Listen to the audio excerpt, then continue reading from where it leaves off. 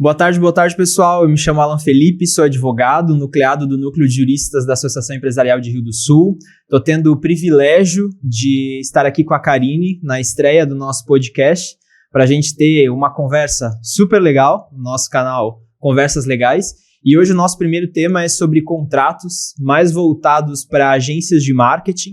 Por isso que eu convidei a Karine Sabino, que é especialista em marketing, mentora para agências e profissionais dessa área da publicidade e propaganda. Participou já de vários eventos, palestras, mentora, consultora. Então, a gente está com um nome muito forte aí na mesa e eu espero que vocês consigam aproveitar o máximo daquilo que a gente vai discutir aqui também. A nossa intenção é trazer um bate-papo sobre contratos de forma leve, sem muito juridiquês, mas para conseguir comunicar a nossa intenção para quem está nos assistindo, tanto pela gravação do episódio, como também pela live no Instagram. Então, já de antemão, agradeço a presença de vocês, agradeço os nossos apoiadores. Quem está realizando esse projeto é o Núcleo de Juristas da ACIRS, Associação Empresarial de Rio do Sul, são grandes apoiadores nossos. Temos também a OZT Online Business, empresas de BPO financeiro, e a GND Websites, uma empresa de desenvolvimento de sites e landing pages. E também eu que faço parte da Berkenbrock Carvalho Advocacia Contratual, que foi sorteado para trazer a temática de contratos nesse nosso primeiro episódio. Então vamos lá, eu quero trazer de primeiro questionamento aqui, Karine, antes da gente entrar na parte de contratos, né, entender como que funciona um pouco mais do mundo de vendas dentro da área de marketing. A gente sabe que o contrato ele vem para documentalizar essa parte de venda, essa parte comercial, né, que vem através de um processo de venda, que vem através de um processo interno, mas quais são os caminhos e o que você vê, falando primeiramente de contrato de prestação de serviços dessas agências, como uma dificuldade no processo comercial de venda e o que isso poderia acarretar nesse contrato de prestação de serviço. Perfeito. Primeiro, obrigada pelo convite. Muito bom estar aqui batendo esse papo de novo. Cara, se nesse momento 200 agências estiverem nos ouvindo, há 200 agências com modelo de negócios diferentes. Então, é muito complexo eu pontuar uma única dificuldade, sabe? Que traga para todo mundo. Mas pensando no vendi, vou passar isso para uma documentação oficial, contrato, talvez a grande dificuldade seja deixar claro o escopo contratado, né? A gente trabalha com muita subjetividade no marketing, né? E tem agências que trabalham vendendo horas, tem agências que trabalham vendendo escopo fechado, então quantitativos, tem agências que misturam um pouco dos dois, então esses quantitativos precisam ser feitos dentro de X horas, e transformar isso num escopo fechado para que o objeto do contrato seja extremamente claro, né, é uma grande dificuldade. Inclusive porque o grande problema no pós-venda não é o que está no objeto, é aquilo que não está no objeto. Geralmente o gargalo desse ponto do o que eu vendi e o que eu vou entregar, né, o que está de fato oficializado dentro do contrato, ele vem pela falta de clareza do que está incluso e do que não está incluso. Então, pensando nessa cadência da informação do vendas, né, a dificuldade comercial é deixar realmente esse escopo muito claro, já na proposta comercial, por conta dessa, né, subjetividade, pela pluralidade da maneira como as coisas são vendidas, e depois trazer isso com total clareza, que a gente fala muito sobre isso, né, a clareza da informação para dentro do contrato. Eu vejo esse, dentro de todos esses modelos de negócio que podem nos estar ouvindo, esse como um ponto delicado. É muito importante a gente dizer e ressaltar isso, que de fato em cada agência existe um modelo de negócio, e quando ela vai ofertar esse serviço, a gente já entende que existem diferentes tipos de oferta, de entrega desse serviço. A gente não está falando de um produto em si, mas de um serviço que pode ser qualitativo, quantitativo, por hora, por entrega, por job, pode ser a ponte entre um profissional e outro, né? Existe às vezes comissionamento ou não, mas lá na proposta, às vezes a gente já se depara com alguns problemas nesse sentido, e quando eu falo problema é do lado jurídico, evidentemente, né? O que você está ofertando ao seu cliente e o que você está de fato entregando depois através do contrato. Então a gente tem um primeiro ponto, que é a oferta, que vem num orçamento, né? Vem numa apresentação de proposta. Às vezes se utiliza-se muito um termo genérico, né? Para essa prestação de serviço, seja por plano ou pela descrição de um serviço isolado. Depois disso, você passa para um contrato, para a descrição desse serviço, o que inclui e o que não inclui. A gente sempre tem que deixar isso muito separado, o que a agência vai prestar de serviço e o que ela não vai. E uma terceira ponte ainda, uma terceira linha, que é o que de fato ela está entregando, né? E em contrapartida, o que o cliente espera dessa agência, qual que é a expectativa dele. Então, os problemas jurídicos que a gente vê que podem causar uma futura rescisão contratual lá na frente, muitas vezes é a falta de comunicação desses três pilares, né?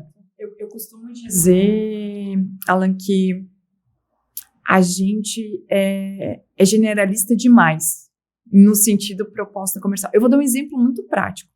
Grande parte de agências que estão nos ouvindo tem um serviço de redes sociais. E aí na proposta tem lá um pontinho que diz assim, monitoramento. Questão delicada. Delicada demais, porque o que quer dizer monitoramento? Até onde vai o trabalho da agência? O que esse monitoramento engloba? Uhum. Então, engloba só avisar o cliente que tem comentários e ele precisa responder? Uhum. Envolve responder esses comentários? Envolve responder direct? Envolve repostar coisas que alguém postou e marcou esse... Olha quantas coisas a gente trouxe aqui que envolve horas na prestação do serviço. Responsabilidade, um profissional muitas vezes dedicado, dependendo do volume disso, e não está claro. E às vezes não está claro nem para quem está vendendo. Uhum. O que de fato eu estou entregando para esse cliente, né? Essa é a questão delicada de um escopo aberto e de um escopo fechado de serviço, quando a gente insiste na tecla de que um objeto de contrato ele precisa estar discriminado do que você vai e o que não vai fazer. Eu vou fazer monitoramento de rede social, mas é óbvio que eu não vou monitorar os comentários e os directs fora do expediente, mas é óbvio para quem? Né? O seu cliente, ele está preocupado com o nicho dele, né? Se a gente pega um cliente da área da indústria ou também um outro cliente da área de serviços, um segmento, e você está trabalhando com tráfego pago, você está gerando campanhas que estão rodando ali, os contatos desses clientes, desses leads, podem vir a qualquer momento. O teu monitoramento, ele engloba esse atendimento todo ou não?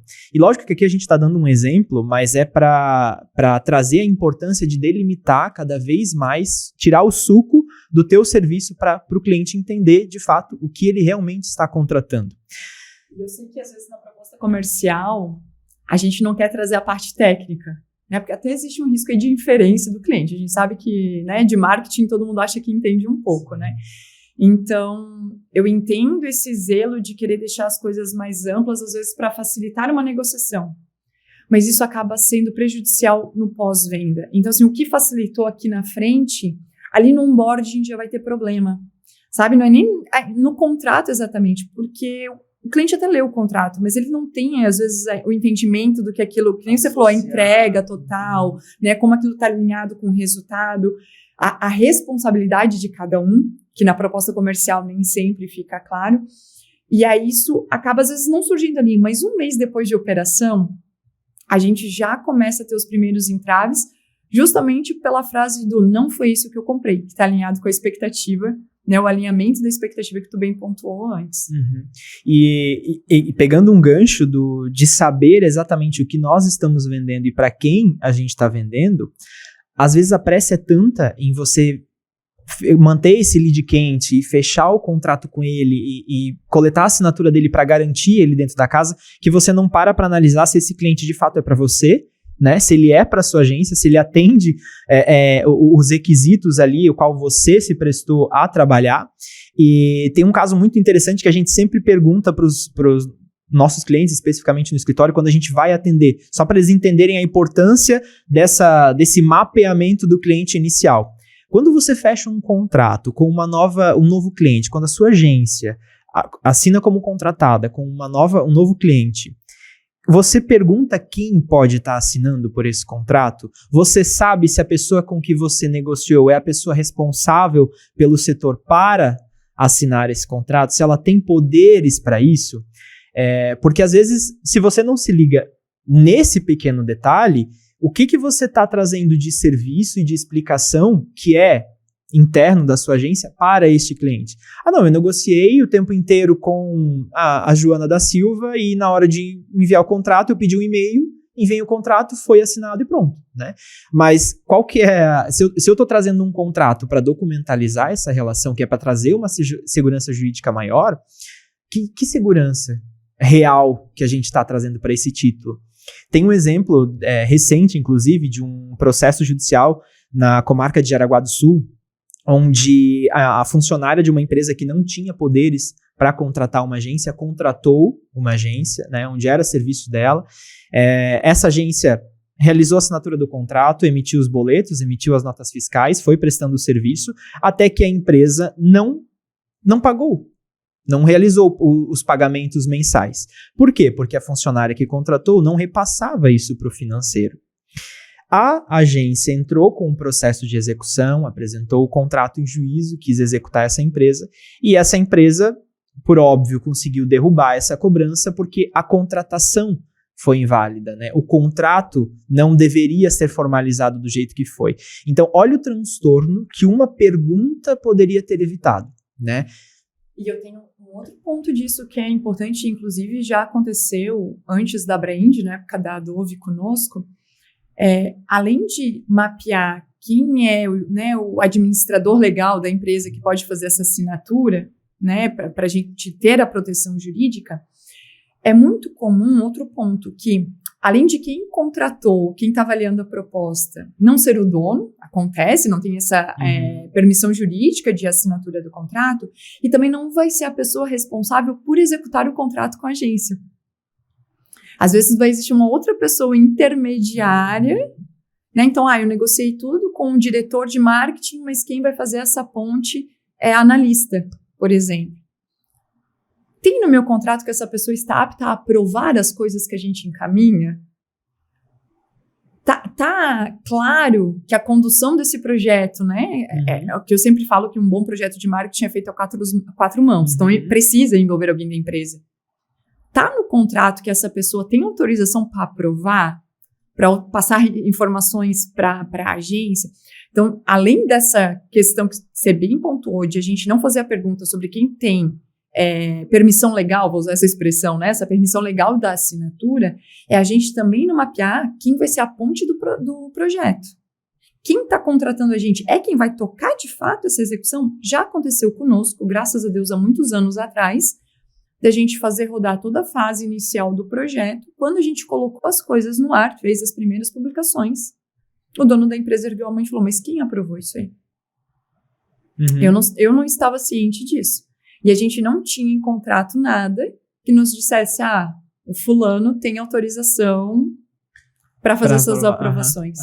E isso, nesse exemplo que você traz, ainda não teve nenhum prejuízo para a empresa, mas digamos que, né, foi um tiro dado errado aí, uma divulgação que não aconteceu como era para ser, e acontece um prejuízo material para essa empresa, ou moral, ou de imagem, né? Como que a agência vai se portar na frente disso? Então, por mais que às vezes pareça o óbvio, não consigo atribuir a responsabilidade para a empresa de dizer: poxa, mas vocês tinham que saber quem que vocês iam colocar na linha de frente, eu não posso controlar a equipe de vocês. Não, você não pode controlar a equipe de vocês, mas você pode controlar o teu serviço, para quem que você está entregando e de quem você precisa do respaldo para veicular esse tipo de conteúdo, né? E tem um ponto importante disso, falando muito de operação, né, mas acho que tem a ver com o contrato. Quando há um time interno de marketing, talvez não tenha acontecido com quem está ouvindo a gente, mas eu acho muito difícil, que a gente participe de reuniões internas de aprovação. O que eu quero dizer com isso? A gente está ali no flow, está entregando as nossas demandas, e existe um time de marketing interno de 4 pessoas, e a gente recebe um feedback diferente dessas 4 pessoas. Quem dá a palavra final? A agência segue a orientação de quem? Porque é muito comum a gente ter etapas de refação, que no caso da agência é prejuízo financeiro, porque a gente vende hora aos homens, por mais que isso não esteja explícito, o lucro vem de uma produtividade mais eficiente, às vezes essa falta de dizer, olha, essa pessoa que tem a palavra final nas aprovações, a gente fica gerenciando preferências de uma equipe inteira, sem conseguir, de fato, garantir que aquilo que a gente está colocando no ar, que aquilo que a gente está comunicando em nome do cliente, teve a validação de quem precisava. Então, olha só, de novo, uma pergunta que é quem vai executar este contrato, quem tem a palavra final neste contrato. Olha o risco todo. Você falou, a empresa não teve prejuízo, mas a agência teve um baita, a Dove teve um baita. A gente empregou horas de trabalho que a gente teve que refazer, né? Então, se a nossa lucratividade, nossa rentabilidade vem de uma eficiência operacional, começa no contrato, né? E para a gente trazer isso para o contrato, existe toda uma organização interna que faz parte com que isso funcione de forma muito bem. Quando a gente fala de organização interna na parte de esclarecimento para o cliente, por exemplo, de saber qual que é a etapa de cada serviço, a gente está automaticamente falando de valor, falando de responsabilidade, porque se eu sei o que eu vou entregar, com quem que eu vou validar isso e de que forma que eu vou entregar, a chance de eu acertar a precificação e a chance de eu limitar a minha responsabilidade e, inclusive, delimitar quais são as condições para uma possível rescisão desse contrato são muito maiores. Por que eu falo isso? A gente vê que tem muitas agências de marketing que tem um giro grande de contratos, de entrada, de saída. Uma questão que eu acredito é até por conta do mercado, né? Existem muitas falácias e muitas promessas sendo vendidas, né? Então, se acredita muito no que o outro está falando, mas a minha agência sabe o que ela de fato pode entregar e como que ela consegue absorver esse cliente e como que ela vai precificar e quando ela precisar rescindir, se ela precisar rescindir ou se o cliente solicitar rescisão, qual que é o resguardo dessa agência perante a essa situação, né? Eu estou diante agora de um cliente que quer rescindir. Eu sei o porquê que ele quer rescindir? Será que a culpa é dele ou é a culpa da minha agência? Não estou falando de entrega. Eu deixei de entregar um conteúdo ou eu deixei de realizar determinado serviço. Não. O que o cliente entendeu do meu contrato e o que eu estou entregando para ele? Qual que é a ponte dessas duas questões? Para eu conseguir saber se nessa rescisão todo o preparo que eu tive de tempo, né, e de material para esse cliente, eu vou conseguir ter ele minimamente pago para suprir as necessidades da minha equipe, da minha PJ, ou se de repente ele está certo e eu tenho que voltar a analisar a minha estrutura interna. Você vê que é importante isso que tu está falando? Porque esse ponto do contrato faz a gente analisar o processo interno, né? E eu falo muito isso nas minhas mentorias. A gente só tem documentações eficientes, porque é o contrato, é o SLA, é o onboard do cliente. Então, a gente só tem documentações eficientes dentro da agência quando a gente consegue fazer a gestão do nosso negócio. O que eu quero dizer com isso? Essa tua fala, ela me diz assim, bom, se eu não sei a partir de que mês o cliente começa a me dar lucro, porque eu tenho um custo de aquisição, né? As agências investem mais horas no onboard, nas fases de planejamento, porque é uma conta desconhecida, então a gente vai ter que fazer uma imersão, a gente vai dedicar mais horas de estudo, né? Não que depois seja fácil, mas o grande volume de estudo tá nessa fase inicial. Então, se eu não sei o quanto isso me custa e quanto tempo esse cliente leva para se pagar, para começar a dar lucro, como é que eu posso criar uma boa cláusula de rescisão?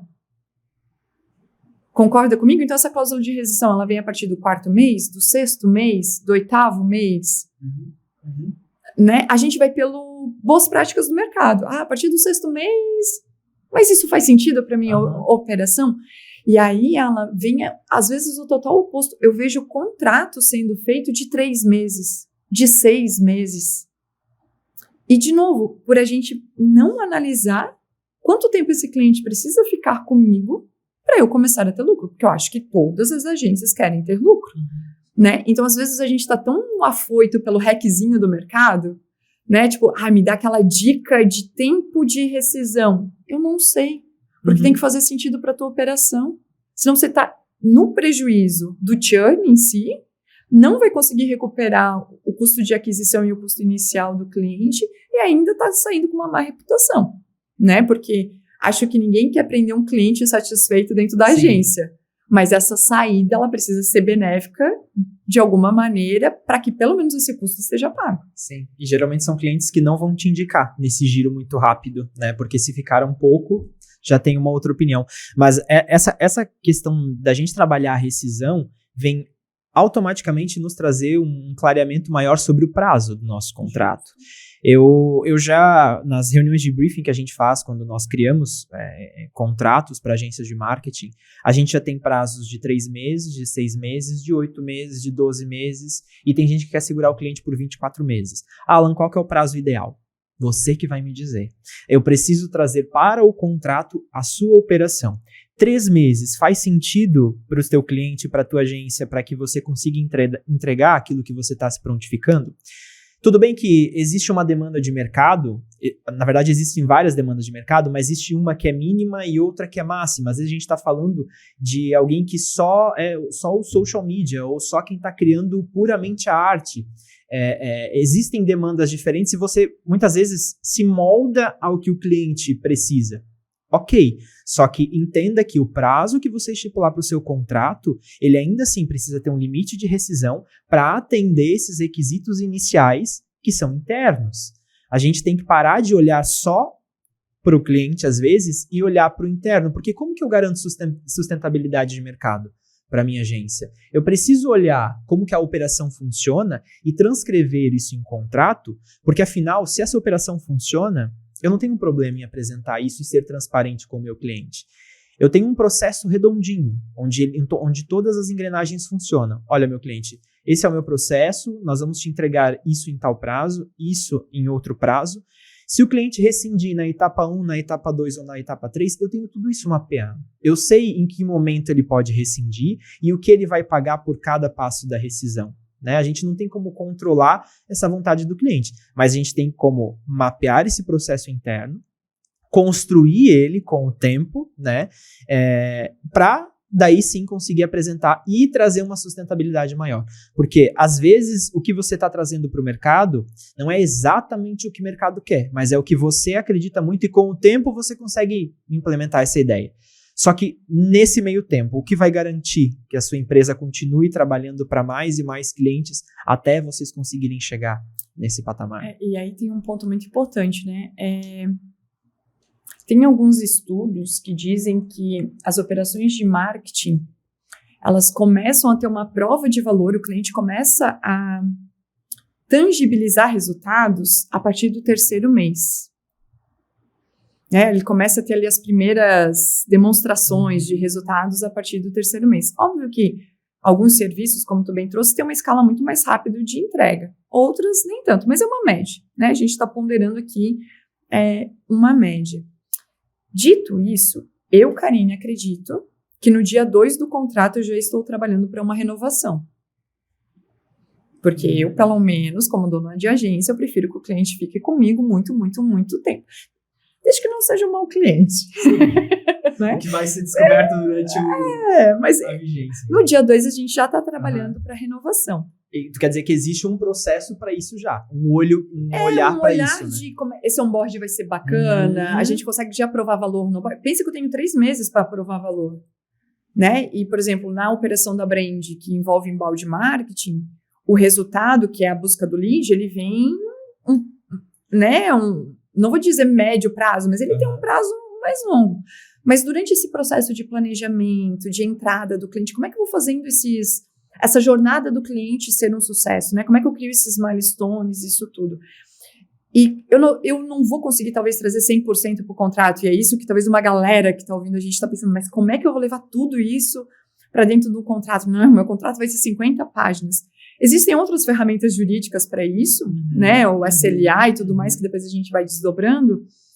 Mas se eu não tenho clareza de que a partir do dia 2 eu estou trabalhando para renovação e eu não crio essa jornada, que é o que tu estás falando, né? De como que ele sai em cada etapa, que não me prejudique, mas que eu ainda continue fazendo provas de valores para eles, dificilmente a gente vai ter essa clareza do o que vale a pena. Do que vale a pena para a agência como rescisão, como valor de multa, né? É um percentual do meu contrato, é um número X de FII mensal, Como é que a gente chega nesse cálculo? E por que eu falo de entender os marcos de sucesso do cliente? Porque se a minha operação estiver extremamente saudável, no onboard, nas primeiras entregas, eu consigo postergar essa rescisão. Eu consigo deixar ele mais tempo dentro da casa porque eu tenho certeza que ele está tendo marcos de sucesso para isso. E você trabalha por isso. Justo, né? Porque eu acho muito kamikaze, de verdade, a gente pensar que um cliente recém entrou e eu já estou montando um contrato dando condições para ele sair em 3 meses. Sim. É meio arriscado, sabe? Com toda a diferença de prestação de serviços dentro disso, talvez alguém também ouvindo dizendo, nossa, cara, isso não faz nem sentido, porque em 2 meses eu entreguei o que eu tinha para entregar. Ok, não estou falando com você, né? Mas para quem tem uma operação mais robusta, que exige um médio prazo de implementação, de execução, né? E às vezes a própria expectativa do cliente para a gente chegar nela, a gente precisa de um tempo maior. Além do contrato, para fazer a documentação eficiente no contrato, eu preciso entender qual é a jornada do meu cliente dentro da casa. Eu preciso ter essas etapas definidas para transferir isso para um contrato sem que seja um tiro no pé.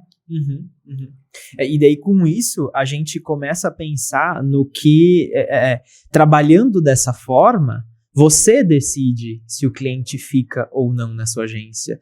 Porque depois de determinado tempo, se lá no início existe uma equipe que está na operação e outra pessoa, outro profissional, outra equipe cuidando desse cliente e da permanência dele, e essas duas operações se conversam para saber se está acontecendo tudo certo e se esse cliente está caminhando junto com a agência, é quase que a gente decidisse por ele que, olha, você vai ficar na casa, né? As condições são essas porque os resultados são esses, então você pode ficar. E o cliente não vai se contrapor a isso porque ele está vendo o resultado e ele está vendo o negócio caminhar.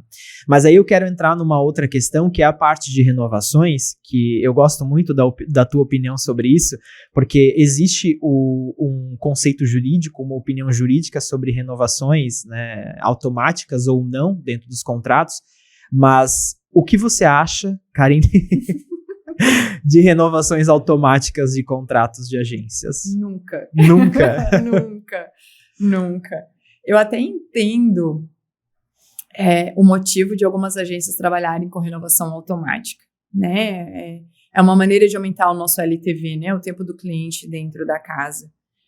O que eu não acho saudável é que essa renovação automática, geralmente, ela vem por algum índice econômico. Então, o meu FII vai ser reajustado pelo IGPM, pelo, né? IPCA e por aí vai. Enfim, por algum índice econômico do qual eu não tenho nenhum controle. Nem previsão. Ah, mas a gente analisa pelo histórico. O histórico do Brasil. Né? Montanha-russas de histórico. Sim. Por que eu falo isso, Alan? De novo, vou bater lá na tecla da lucratividade. A verdade é que quando um cliente entra na casa, ele é uma caixinha de surpresas. Por mais que a nossa venda tenha sido eficiente, por mais que o nosso contrato esteja extremamente detalhado, claro, existe um fator que é comportamento.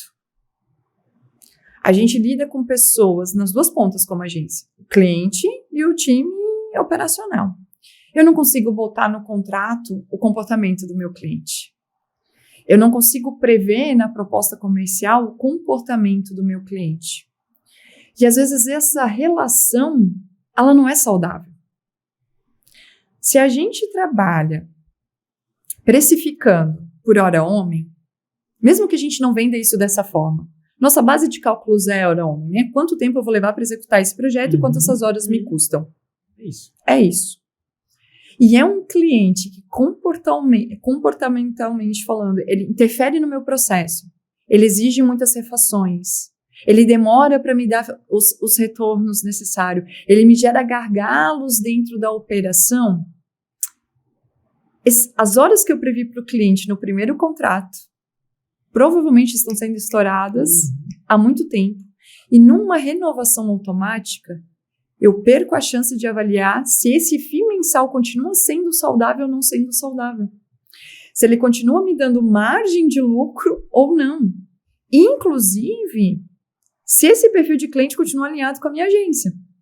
E aí você vai dizer, não, cá, mas para isso tem cláusulas de rescisão. Mas nem tudo é só sobre a rescisão. É justo. Eu sempre falo isso, assim, o nosso processo comercial, ele é muito voltado para o ICP, para o perfil ideal de cliente. Então, o cliente tem essas características socioeconômicas, tem essas características, perfil social que eu quero, mas a gente não sabe se tem um fit cultural com a nossa metodologia de trabalho. Né? Por mais que, e aí você sabe que eu bato nisso, né? Existem algumas técnicazinhas para a gente trazer ou tentar medir um pouco esse fit cultural, não dá para a gente prever 100% do comportamento. Então, por que eu sou contra, essa é a frase, né? Por que eu sou contra a renovação automática em contratos de prestação de serviço? Porque você perde a chance de avaliar e de reajustar o valor que você está cobrando para se tornar coerente com aquilo que o teu cliente está te exigindo. É isso. Às vezes a gente precificou 120 horas num projeto e para atender a expectativa deles a gente está trabalhando 180. Quem paga essas 60 horas de diferença? O reajuste do IGPM? Provavelmente não. Não. E eu gosto dessa análise que tu faz, porque a pergunta que sempre chega para mim é, Alan, o que tu acha? A gente faz renovação automática ou não? A pergunta que eu faço é, o que você vai entregar para o teu cliente está descrito no contrato e dentro dessas entregas você tem os subprazos para cada etapa desse projeto? Por exemplo, eu preciso de uma resposta do cliente em X dias para aprovar as artes. Eu preciso de um retorno do cliente das informações para eu começar o meu serviço. Essas condições, quando elas estão descritas em contratos, o descumprimento delas não vai gerar uma rescisão automática. Eu não estou dizendo para você ser taxativo com o seu cliente, mas todos esses subprazos, eles precisam ser registrados, e eu digo no contrato e registro de tempo dentro da sua operação, para que ao final desse primeiro período de contrato, seja de 6 meses, de 12 meses, ou qual seja o prazo que você definiu, para você ter números para avaliar se a sua renovação merece ser automática ou não. Se você trabalha com planos e a tua entrega ela é um pouco mais fria, no sentido de ser mais delimitada, não vejo problema. Ok, trabalhar com renovação automática, porque você contrata por módulos, o serviço que você vai receber é esse e acabou. Tem mais previsibilidade. Né? Isso, a renovação automática faz sentido para esse modelo de negócio. Mas quando você tem um projeto por cada cliente, você tem um olhar um pouco mais qualitativo para a entrega que você vai fazer para ele, talvez essa renovação automática não faça sentido. Porque assim, você sabe o que você, ou deveria saber o que você vai entregar, né? O cliente caminhou para isso, ou a expectativa dele era uma, só que a atuação dele não foi a mesma.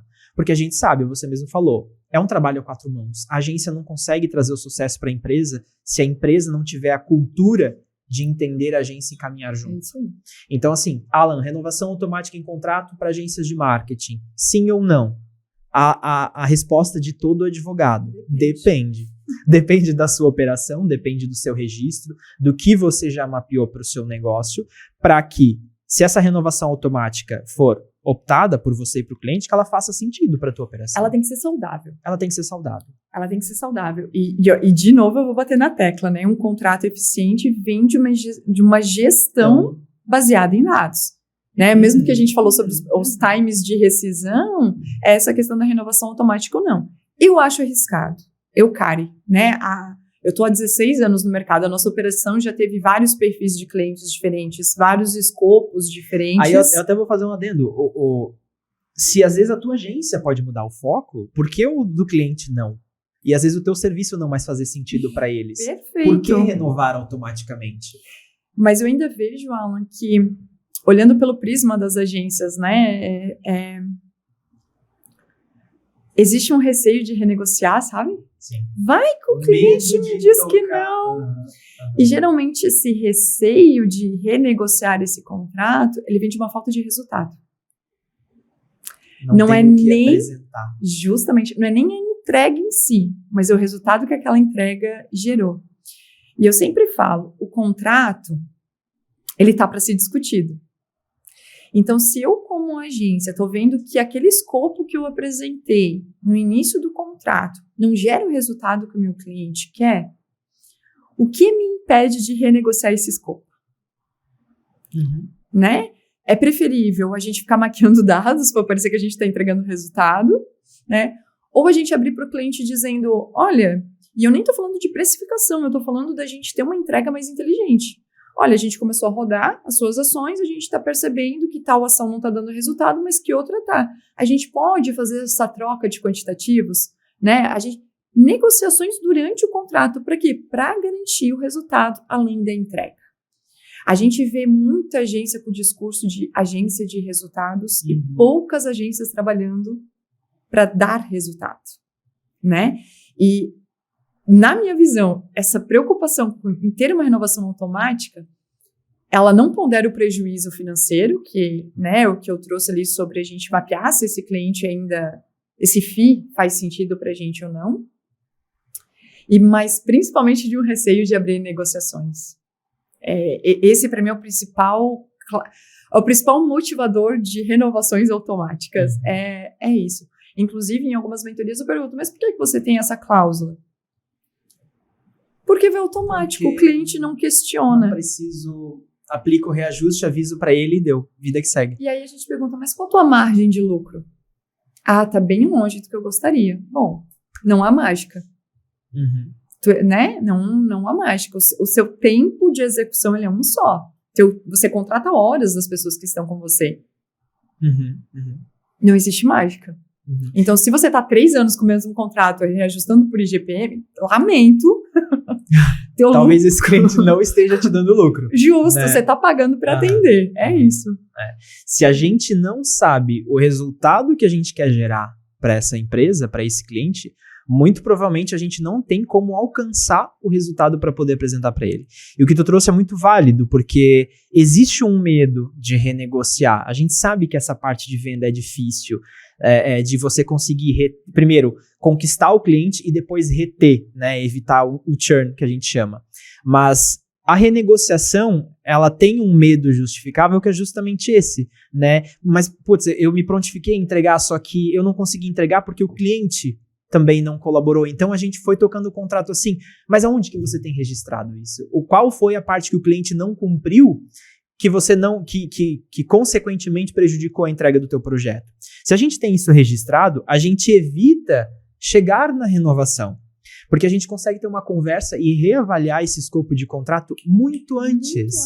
Chegar com o teu cliente e dizer assim, olha, o nosso procedimento que a gente apresentou no início do contrato foi esse. A gente está tendo dificuldade na produção de conteúdos ou de entrega do serviço por conta disso e daquilo, desse atraso, dessa demora.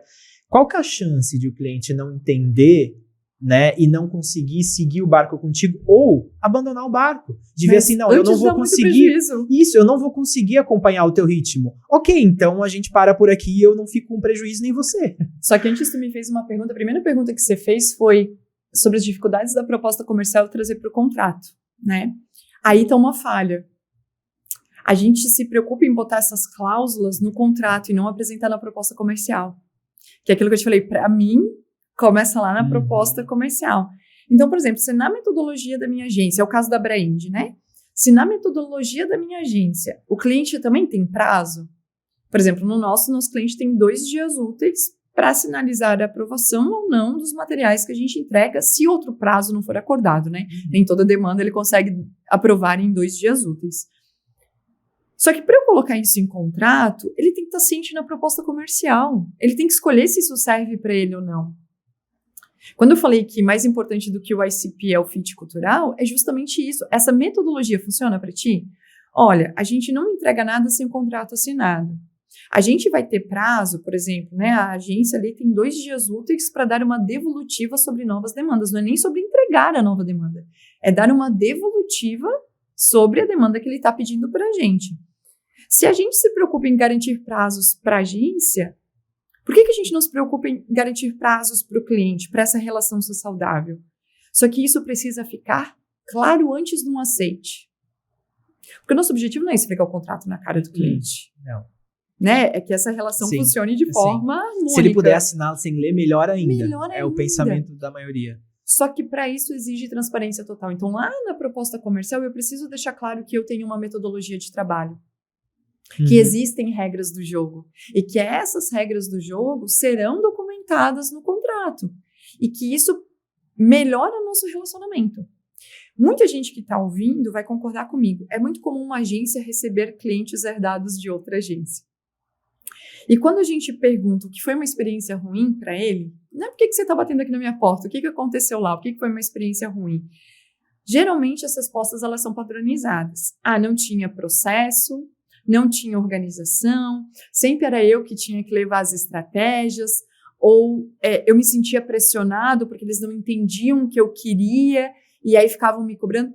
Sempre tem. São 4 respostas padrões. Padrões. Se a gente for botar num ranking, elas aparecem no topo. Só que isso também me mostra uma meia-culpa da agência. Porque, de novo, isso poderia ter sido antecipado numa conversa comercial. A gente não precisa apresentar toda a cozinha. Mas as cláusulas, né, as regras que são essenciais para que essa relação seja saudável ao ponto de eu poder botar o contrato na mesa depois de 4 meses e dizer, olha, a gente precisa discutir isso aqui de novo, são primordiais, são essenciais. É uma boa prática, e aqui vai um hack, né? É uma boa prática que não dá para abrir mão, porque ela evita muito retrabalho.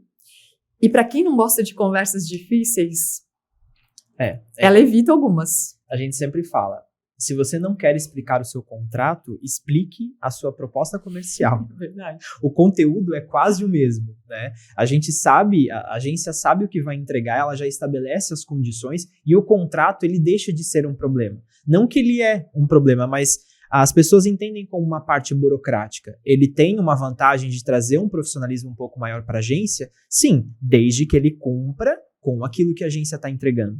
Então, uma forma de você não explicar o contrato para o seu cliente é você explicar a sua proposta comercial, trazer todas essas condições para a proposta, para que o cliente não precise ler as letras miúdas desse contrato. Ele vai assinar porque ele já entendeu todo o processo da sua agência. Perfeito. E aí, de novo, a gente bate na tecla, né? Essas regras só existem a partir do momento que a agência entende o que ela precisa ter nesse momento, o que ela precisa informar nesse momento, para que esse relacionamento seja saudável para ambos. Eu costumo falar muito, né? A gente, como agência de marketing, a gente olha muito para o sucesso do cliente. E às vezes a gente esquece de olhar para o sucesso da agência. Então, ter essas regras definidas, né? E apresentar isso na proposta comercial, trazer isso para o contrato, reforçar no onboarding do cliente, reforçar quase todo mês com o cliente, né? Porque é um processo educacional com ele, garante que eu esteja cuidando do sucesso da minha agência e não só do sucesso do cliente em si. Perfeito. A gente já falou de proposta comercial, a gente já falou de objeto de contrato, preço, prazo, rescisão, renovação. Existem outras condições de um contrato que são mais voltadas à técnica dentro de cada empresa, o que ela vai ter acesso de confidencialidade, sigilo da informação, lei geral de proteção de dados, toda a parte de assinatura eletrônica, a depender do modo do contrato, mas eu já gostaria de avançar para um outro contrato que é super mega importante para agências também.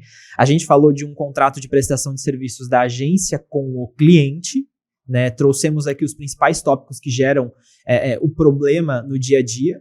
E a gente quer falar também agora, num segundo momento, sobre os contratos de prestação de serviços com terceiros. Pejotização. A famosa pejotização, né? É aquilo que a agência tenta esconder, né? Mas não para de correr atrás. Todo mundo quer fugir da carga tributária, fugir desses encargos de taxas e de impostos, mas a gente precisa olhar o risco que isso traz para o nosso negócio.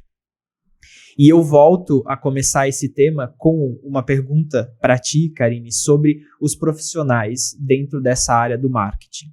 Nós temos agências que concentram todos esses profissionais, porque elas entregam um serviço 360, muito maior, muito mais completo. Não vou entrar se está sendo entregue ou não, mas pelo menos vende essa entrega completa. E nós temos agências que delegam esses serviços, né? Que terceirizam esses serviços. Né? Quarteirizam, né? Falando em terceirização, deixa eu fazer um merchanzinho aqui agora rápido para os nossos apoiadores. GND Websites, produção de sites, é um profissional que trabalha, inclusive, para agências de marketing e para outros profissionais que criam sites e serviços web.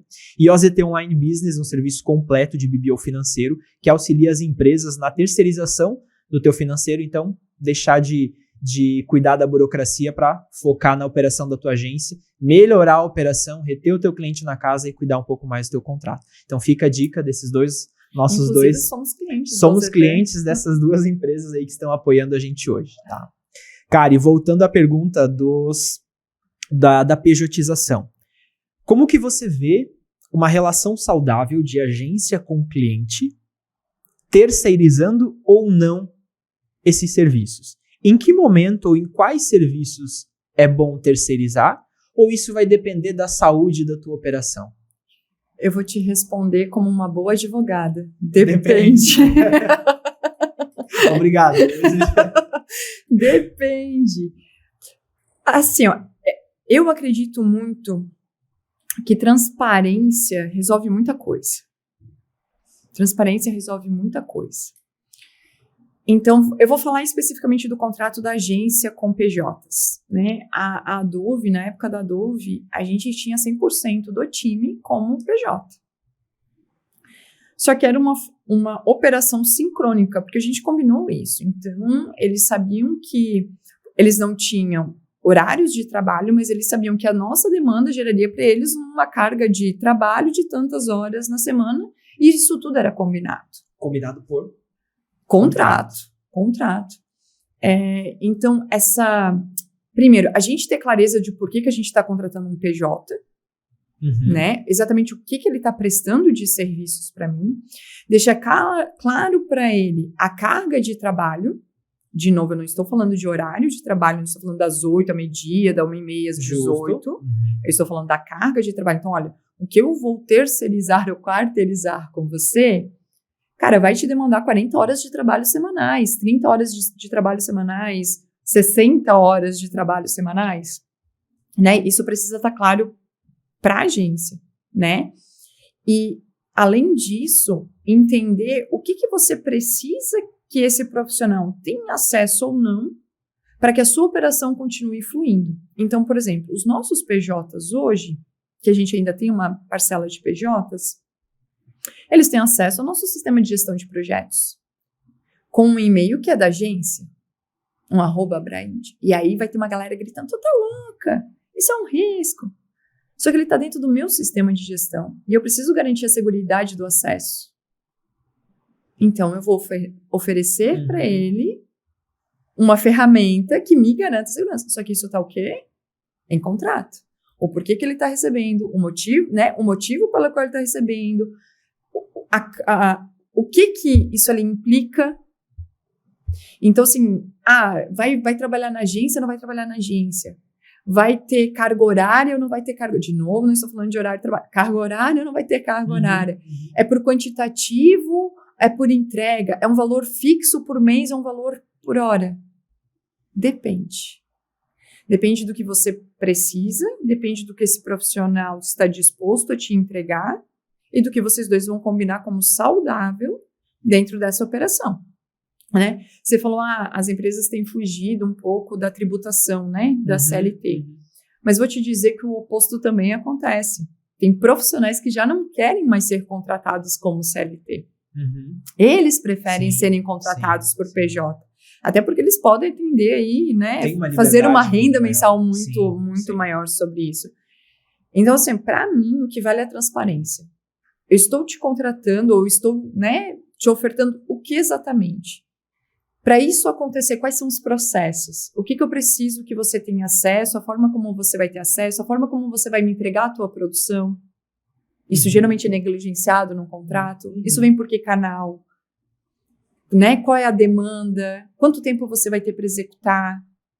Porque como esse colaborador ele não é teu, você precisa desenhar o percurso que esse trabalho vai percorrer, né? Justo. E falando em transparência, a pergunta que sempre me chega é a seguinte: Alan, eu prefiro pejotizar, ou eu prefiro contratar um CLT, a resposta é sempre baseada no valor.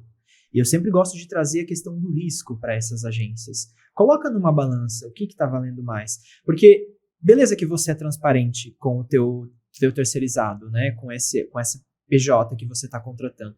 Mas você é transparente aonde? Porque se você for transparente no contrato, mas na prática, essa sua transparência ela for um pouco ofuscada ou ela mudar de caminho, você volta a caracterizar uma relação trabalhista e o teu contrato cai por terra. Perfeito. Então, para que a operação funcione, você precisa entender esse caminho que o serviço vai percorrer entre esse terceirizado e a sua agência. O seu contrato, logicamente, precisa documentalizar, porque você precisa ter uma prova disso. A gente sempre, num processo trabalhista, vai se basear em provas, né? Só que o hábito, essa convivência, essa comunicação, ela precisa estar extremamente alinhada com o teu contrato. Então, hoje eu prefiro pejotizar porque eu corro menos risco. Por que você corre menos? Qual é o risco que você acha que você não está correndo? O que você está avaliando como risco, né? O que é arriscado para você? Eu consigo delegar os trabalhos para ele, mas quantas horas ele trabalha para você? Às vezes ele precisa me responder de tal e tal hora. Opa, eu já começo a ter algum problema. Né? Eu começo a ter uma habitualidade, eu começo a ter uma remuneração fixa, eu começo a ter subordinação, o que vai caracterizando vínculo empregatício, volta para um regime trabalhista e traz um risco absurdo para a empresa. E além disso, não dá para falar e não fazer, né? Então, assim, eu não posso, na hora de contratar um PJ, não, tudo tranquilo, agenda semanal, faz no teu tempo. Não, eu só preciso que tu me entregue na sexta-feira. E aí, na terça, tá lá batendo, Porque, às vezes, o próprio cliente da agência tá pedindo uma demanda urgente, só que a agência terceiriza esse trabalho. E ela tem um prazo com esse terceirizado e um prazo com o cliente. Se o processo dela não tá muito bem desenhado, como que ela vai se reorganizar aqui a hora que essa corda apertar? Né? Então, avaliar isso, quando a gente terceiriza determinada demanda, a gente tem um contrato com esse prestador de serviço terceiro, mas ele tem que conversar com o contrato que a gente está aqui com o nosso cliente. A regra tem que ser a mesma. A regra tem que ser a mesma. Ela tem que ser sequencial, né? Bom, eu tenho essa regra com o cliente, então no meu PJ eu tenho que garantir que eu consiga cumprir essa regra. De novo, a gente vai falar de organização interna. De organização interna. Precisa. Não, de novo, papel aceita tudo. Essa é a verdade. Sim, e vai aceitar. Né? Então, eu posso colocar ali qualquer coisa, mas e na prática isso acontece? No dia a dia, né? A rotina de trabalho de um PJ na agência, ela é coerente com aquilo que eu botei no contrato? Eu vou falar o oposto de você agora. A Dove trabalhou de 2017 a 2023, quando ela deixou de existir para ser a Abrainde, com 100% de PJs. E a gente nunca teve um processo trabalhista. Muito relacionado a isso que o Cedi acabou de falar. O nosso contrato não era uma falácia. A gente não vendeu uma coisa que não existia. Né? A gente não contratou com uma promessa e no dia a dia tratava como um CLT. Né? A gente é meio família, então às vezes a gente puxava para algumas coisas, mas muito mais relacionadas a relacionamento interpessoais do que necessariamente a carga de trabalho. Mas, quando a gente foi fazer a fusão, a gente foi fazer o cálculo de valuation da agência, né? O quanto a gente valia no mercado para que essa fusão fosse saudável, para que a gente pudesse entender como isso, né, se faria sentido, não faria sentido, quais seriam os novos percentuais societários dentro dessa fusão, enfim, tinha várias questões ali. E um dos pontos que puxou o nosso valuation para menos foi a pejotização. Porque o nosso risco era muito maior. E isso influencia.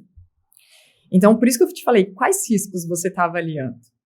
Porque toda empresa ela tem 3 futuros, né? Falir, e eu acho que ninguém quer isso.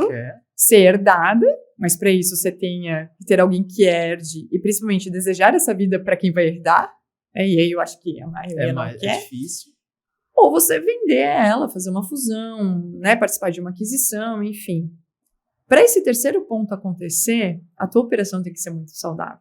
E eu não estou dizendo que a pejotização não é saudável, mas você tem que assumir o risco de que num cálculo de valuation, né, no famoso EBITDA, vai estar para baixo, vai puxar para menos. Tá valendo a pena? ainda vale a pena eu ter um PJ do que um CLT? E aí algumas pessoas que estão me ouvindo vão dizer, mas, cara, os profissionais querem ser PJs. Ok, então invista num bom contrato. Mitiga o risco o máximo possível, porque aí tem um outro ponto, caráter também não vai para o papel, dos dois lados, né? Sim. Dos dois lados. Mas tenta montar um contrato com todos os combinados. E que esse contrato, de novo, seja coerente com a rotina da operação. Porque aí não adianta, né? Então, quando você traz em risco, acho que a dica é: quais são esses riscos na sua visão? Quais são os riscos? Total, isso vai ser reflexo justamente da tua operação e do combinado que você tem com esse colaborador externo, né? Mas esse ponto que tu trouxe do valuation é muito importante, porque se você quer saber se a tua empresa está no caminho certo, se ela está gerando lucro, se a tua operação está saudável, faça o valuation dela. Não só para saber quanto ela vale, mas o quanto as pessoas de fora estariam dispostas a investir. Porque se tem gente querendo investir e tem gente querendo ver aonde isso vai chegar, é porque a tua operação está minimamente estruturada. E a gente volta a falar toda vez de operação quando a gente fala de contrato, porque o contrato, ele aceita tudo, inclusive condições nulas, condições legais. O que a gente vai discutir se pode ou não é depois.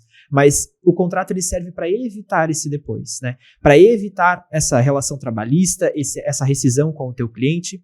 Mas a falta de um contrato ou um contrato mal redigido com esse profissional terceirizado não significa que vá automaticamente gerar uma demanda trabalhista. Só que a chance é muito maior. Aí a gente volta naquilo que tu falou. Saber analisar os riscos que a sua agência está correndo. E sabe que eu fico louca? Eu fico louca mesmo, principalmente com meus mentorados, assim. Ou em alguma palestra, quando alguém pede o famoso modelinho. Um modelo. Uhum. Mas você tem um modelinho para me mandar? Não, querido, porque tem que ser coerente com a tua operação. Não vai atrás de modelo. Investe num contrato. E aí vocês vão falar, mas a Cá tá falando isso porque tá no podcast né? Uhum. Não, gente, não é. De novo, se o foco é mitigar riscos, modelinho de contrato não previne nada. Não, porque às vezes o que a gente vê muito na prática é o seguinte: Alan, tu tens um modelo de contrato para passar para minha agência, só que você conhece muito mais da sua agência do que eu. E se eu tô falando que a operação precisa ir para o papel de forma contratual, por que eu, ou a internet, ou o Google, vamos te dar um curso, às vezes que você compra de agente de marketing que vende modelos de contrato, a gente vai te dar um modelo de contrato, se ele não vai conversar com a tua operação? Quem tem que saber, às vezes vem essas perguntas assim, no nosso contrato prevê isso e aquilo. Eu vou consultar, mas o ideal era que você soubesse, porque a tua operação tem que estar aqui. Então, olha o risco que a gente tem aqui. Antes de eu tentar tirar um risco que é a pejotização, cara, eu tenho que primeiro conversar com o meu cliente para saber o que eu estou pactuando dentro desse contrato e saber entender a minha operação para não ter esses. E tem um ponto importante disso. A gente está falando de pejotização. Mas já começou a aparecer clientes que pedem para a gente documentar em contrato o uso de inteligência artificial. Então, eu estou te contratando e você está terceirizando. A gente falou do BPO, né, da OZT financeira. Já tem empresas fazendo BPO de marketing. Em vez de terem agências, é alguém que terceiriza vários freelancers, vários PJs e entrega ou para agência ou para um cliente final. 100% PJizado dentro de um BPO. Ok, então tem como isso vem crescendo, o cliente pergunta, mas a produção, a entrega é interna ou é terceirizada? Ou quais dessas entregas são terceirizadas? Essa pergunta já existe. E nos últimos meses começou a pergunta de, mas para que vocês usam IA? Quais dessas entregas envolvem o uso de IA? Né? Isso está previsto em contrato? A gente teve um caso agora de um veículo de comunicação, não sei se tu viu isso, publicou 311 artigos em 12 dias, assinado por uma jornalista que não existe. Era uma inteligência artificial, aliás, ela produziu 12 artigos por dia, não foi em 12 dias, ela produziu 12 artigos por dia. humanamente impossível. Contrataria essa pessoa. Sim, Mas, sim. Então, assim, está muito banalizado o uso da inteligência artificial. E aí, como marketing, a gente veio falando nos últimos anos tanto sobre personalização, a gente lutou tanto para embutir isso no valor, né? Não, a gente vai fazer uma imersão no seu negócio, o meu foco é o teu resultado, eu sou um agente transformador, eu sou uma agência de resultado. E aí surge a IA, a gente esquece todos esses anos de discurso e de trabalho e coloca no chat GPT, espera que ele entregue uma ótima estratégia, um ótimo copy, um ótimo... Cadê a cultura da agência e conversando com o valor? Eu entendo que ele agiliza muito a entrega, sim, mas a gente tem que ser transparente. Então, assim, hoje começou a se questionar, além da pejotização, que continua sendo muito importante, precisa ser tratado, precisa ser claro, o uso da inteligência artificial na operação. E, de novo, a gente volta para onde? Como que funciona a tua operação? Através de um contrato, né? Porque a gente já pegou também casos muito, muito bem pontuados da inteligência artificial de empresas, de agências especialistas em determinado nicho. Você sendo especialista em determinado nicho significa que você não precisa de uma inteligência artificial? Não, longe disso, porque ela vai te auxiliar na operação, no maquinário do dia a dia. Mas veja que o cliente percebeu que a agência, e nós assessorando a agência, o cliente percebeu que a agência estava utilizando a inteligência artificial de moda demasiada, ou seja, extrapolando os limites sem regra, porque daí você consegue ver, você consegue perceber. O humano ainda consegue separar, muitas das vezes, o que é do digital e o que não é.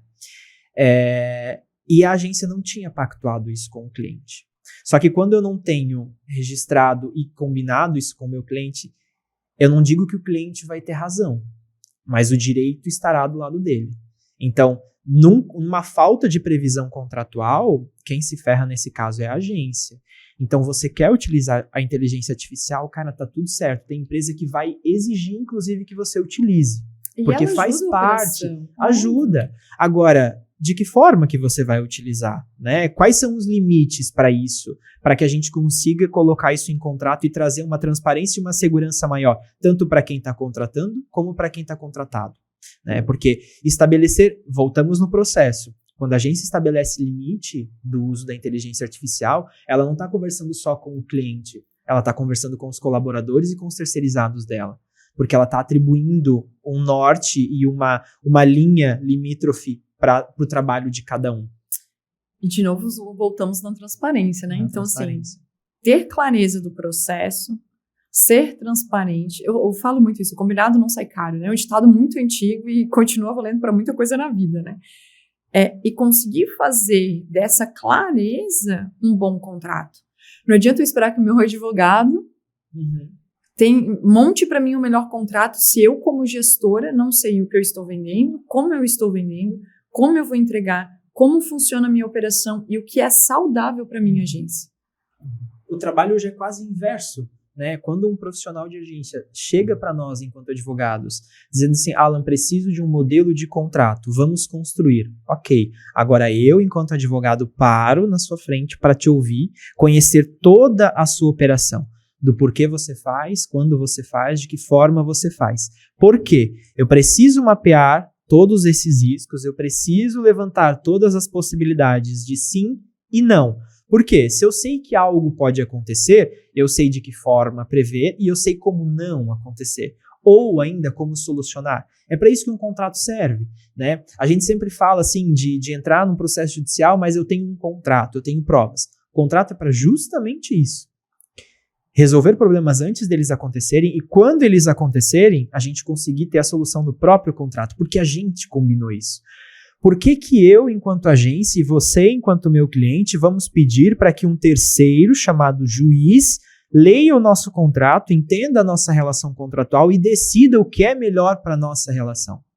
Né? É muito mais significativo para a agência combinar com o cliente através de um contrato e conseguir resolver com ele mesmo, porque o acordo é entre eu e você, não é trazer outra pessoa para decidir isso aqui. E eu não estou falando só de poder de decisão, Tô falando de tempo, de dinheiro, de transtorno, de nome, de reputação. Porque é difícil gerar um processo judicial por conta de agência de marketing? Relativamente é. Você vai trazer uma indenização, uma responsabilidade civil. É um pouco mais complexo essa questão. Existem os casos de cobrança, sim, de inadimplência, isso é padrão. Mas o que vai se discutir dentro de um contrato da relação de agência com o cliente, que muito provavelmente a operação bem desenhada teria resolvido, ou esse combinado no início poderia ter solucionado antes mesmo desse problema acontecer. E eu não falo também só de cliente, agência-cliente. Falo de agência e terceirizado. Porque aí vem a questão de vínculo empregatício, relação trabalhista, que pode ser configurado e pode gerar N problemas. Então, às vezes, o empresário da área do marketing, ele está cansado, eu não quero mais CLT, ou eu não quero mais PJ, por conta disso, daquilo.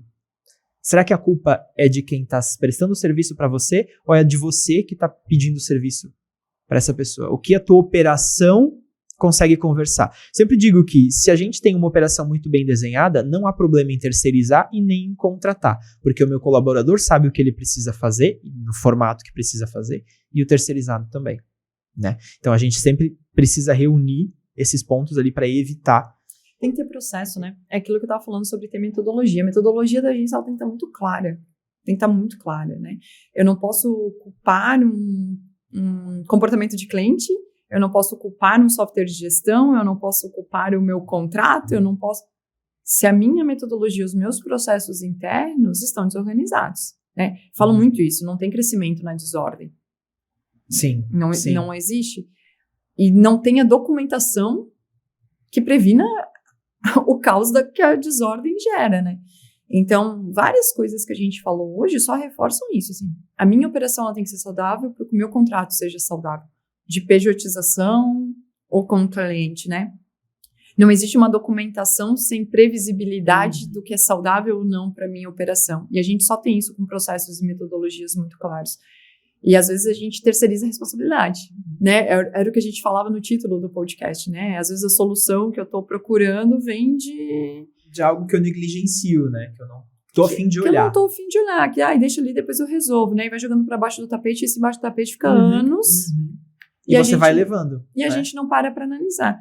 Então, negligenciar a operação não vai resultar num contrato eficiente. Né? Porque a gente vê que tem muito profissional que busca no contrato uma solução para a operação.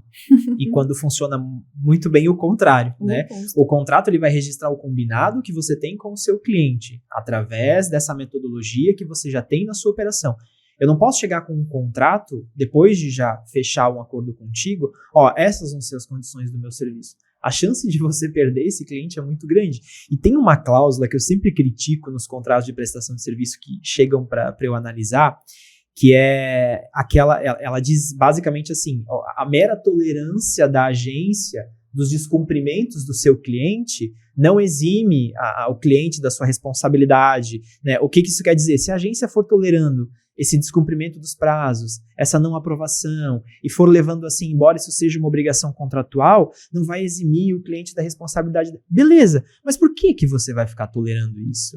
Por que essa tua mera tolerância vai perdurar durante esse tempo? Cara, senta e conversa. Se a tua operação está sendo prejudicada pelo teu cliente, que visão que o teu time tem de você, inclusive? De novo, né? Sucesso do cliente, sucesso da agência, né? Isso. É um equilíbrio entre os dois. Tem que ter equilíbrio. Tem que ter os dois. Um último ponto que às vezes a gente fala de terceirização de serviço de profissionais para a operação da agência é terceirização de outros serviços que contribuem com a operação também. A gente citou o exemplo da OZT, né? A gente citou o exemplo do Guilherme, da GND Websites, que são braços que a agência pode ter para que isso não venha a atrapalhar ou sugar o teu tempo e você poder se dedicar para a operação. Porque às vezes, em vez de você estar olhando para o teu financeiro, olhando que eu digo no sentido braçal, trabalhando por isso, fazendo essa operação, existem profissionais terceirizados, empresas terceirizadas que fazem isso. E da mesma forma os contratos, né? A gente sabe que existe uma visão muito burocrática em cima disso, mas existe já um serviço de gestão onde você consegue terceirizar esse tipo de serviço para focar na tua operação. Então, o que eu consigo mapear da minha operação e que eu consigo delegar? essa função ela está delegável ou não? Se eu quero um braço dentro da minha agência para produzir site, para entregar para o meu cliente, a minha operação conversa com a operação desse terceirizado para conseguir alcançar a entrega do cliente. Então, antes, quando a gente olha para a nossa operação, a gente tem que analisar também que portas ela abre. Que gargalo que eu preciso abrir, liberar aqui para conseguir focar numa coisa só e fazer ela muito bem feita. E mais do que isso, né? Eu questiono às vezes assim, vamos pegar o exemplo da construção de sites, né? Desenvolvedor é um elefante branco na sala, você não acha. Você não acha, não encontra, né? É muito difícil.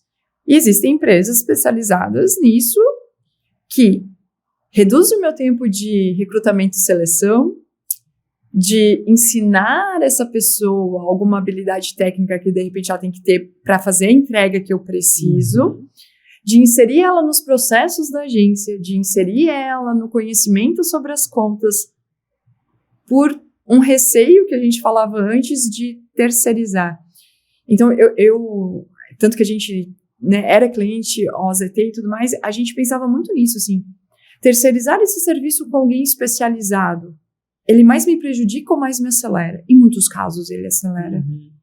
É ganho de tempo, é ganho de inteligência, é ganho de experiência, é menos incomodação interna, às vezes com gerenciamento de time, de projetos, de controle de horas, né? Então, olhar para isso com carinho é muito importante, seja do jurídico, né, na terceirização da formação dos contratos, seja no BPO financeiro, seja numa área mais técnica, operacional da agência, então, os sites, gravação de vídeo, que é um outro serviço, né, o filmmaker, que é muito terceirizado.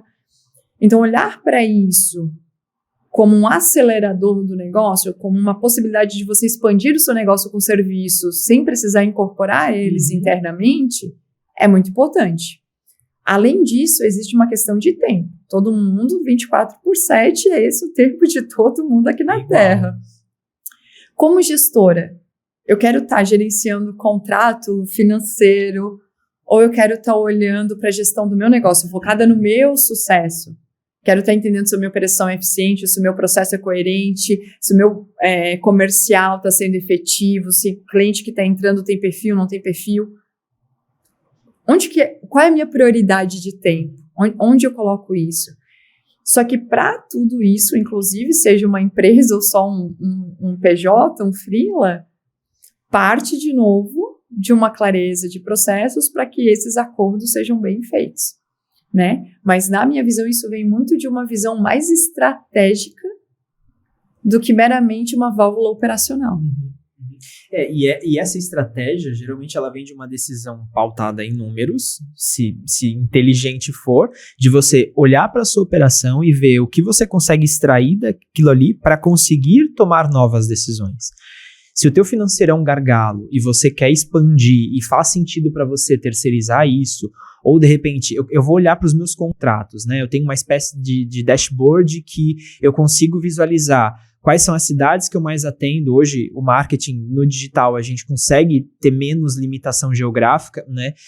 Qual é o tipo de empresa que eu atendo, se eu não sou nichado, qual é o segmento que tem mais saída, qual que é o tipo de serviço, se é gestão, se é tráfego, se é produção de conteúdo, o que é. É extrair esses números que a gente já tem dentro da casa para nos auxiliar a tomar uma decisão. Não só os positivos, mas os negativos também. Porque às vezes uma forma de avançar é saber para onde a gente não quer ir e o que a gente não quer fazer, né? Então, onde eu quero chegar? Não sei onde eu quero chegar, mas eu sei o que eu não quero fazer e que isso aqui está dando problema para minha agência, né? Então, eu abro outras possibilidades para conseguir direcionar o meu foco. Perfeito. E às vezes a gente escolhe manter internamente na empresa, nem conseguindo muitas vezes fazer o feijão com o arroz bem feito dessas áreas, analisando erroneamente o que é um investimento, a gente olha como um custo, né? A gente analisa erroneamente, é um custo. Não, pode ser um investimento. Até porque, como gestores, a gente é um bom generalista, a gente entende um pouquinho de comercial, um pouquinho de financeiro, um pouquinho. Então, nem sempre, e eu falo muito isso, às vezes a gente está numa miopia gerencial. Aquilo que eu julgo que é eficiente, suficiente para a minha agência, Nem sempre é, que é isso que você disse. Às vezes eu consigo terceirizar serviços em que essas pessoas não estão só prestando serviços. Elas estão me dando informações para que a minha tomada de decisão seja mais efetiva ou não. Enquanto eu tenho tempo para tomar outras decisões, né? Então, às vezes a gente olha tudo isso muito como um custo, quando, na verdade, é um ganho de tempo e um ganho de informações, principalmente. A gente sabe que as informações hoje estão aí para ajudar a gente nesse caminho, nessa iluminação para um caminho um pouco mais sustentável dos nossos negócios, né? Perfeito. De novo, foco no sucesso da agência. De novo, foco no sucesso da agência. E a gente sempre vai esbarrar na questão dos processos internos versus contrato. Sempre digo que os dois não tem como caminhar separado. O teu contrato de prestação de serviços vai caminhar junto com a tua operação, muito bem mapeada, e vice-versa. Quem tem isso muito bem desenhado não tem problema de apresentar e não tem problema de seguir aquilo. Porque é muito rápido de uma agência se desvirtuar no caminho, com medo de perder o cliente. Ele não está dentro da minha operação, mas eu vou ficar com ele porque eu sei que ele pode me trazer uma outra oportunidade, ou ele vai auxiliar a agência em determinado segmento. Será? Né? Vamos analisar nesse momento bem que a gente vira sócio do cliente, né? Isso, a gente acaba virando sócio do cliente. E geralmente a gente sai no prejuízo. Né? Muito, muito provavelmente a gente sai no prejuízo. Mas, Kari, eu quero te agradecer. A gente poderia ficar horas aqui falando sobre contratos. Tem muito pano para manga, tem muito exemplo da vida prática. Eu como contratualista, você como mentora e CEO de agência, sabe, com toda a tua trajetória de muitos problemas que podem acontecer. E a gente sempre troca essa ideia para que as agências sejam menos prejudicadas possíveis por estar melhor orientadas. Né? A gente está caminhando ainda muito num mesmo caminho, que eu gosto bastante. Agradeço a tua disponibilidade por estar aqui com a gente, em meu nome, em nome do Núcleo de Juristas, para inaugurar esse podcast super especial, que vai ter uma sequência, um episódio por mês, com um tema por mês, com uma área do direito por mês. Nós começamos com direito contratual. No próximo mês, nós teremos outra área do direito, com outros profissionais e outros convidados para debater o assunto. Kari, muito obrigado. A CIRS, Associação, muito obrigado pelo espaço. OZT Online Business e GND Websites, obrigado pelo apoio e até o próximo episódio. Abraço.